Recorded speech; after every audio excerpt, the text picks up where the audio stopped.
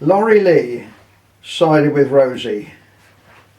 And this chapter begins to draw the story to an end. It's called Last Days.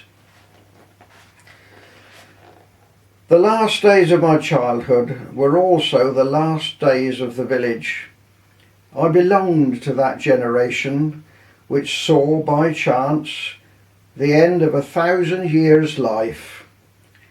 The change came late to our Cotswold valley, didn't really show itself till the late 1920s. I was 12 by then, but during that handful of years I witnessed the whole thing happen.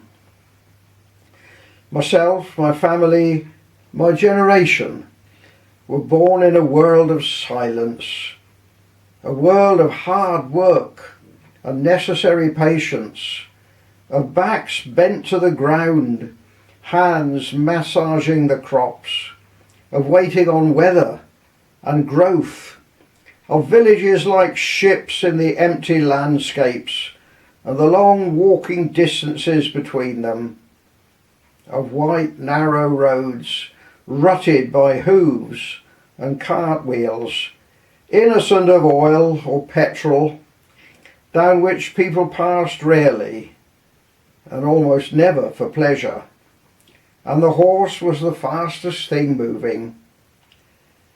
Man and horse were all the power we had, abetted by levers and pulleys, for the horse was king, and almost everything grew around him: fodder, smithies, stables, paddocks, distances, and the rhythm of our days. His 8 miles an hour was the limit of our movements, as it had been since the days of the Romans. That 8 miles an hour was life and death, the size of our world, our prison.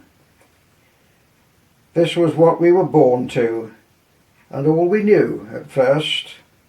Then, to the scream of the horse, the change began.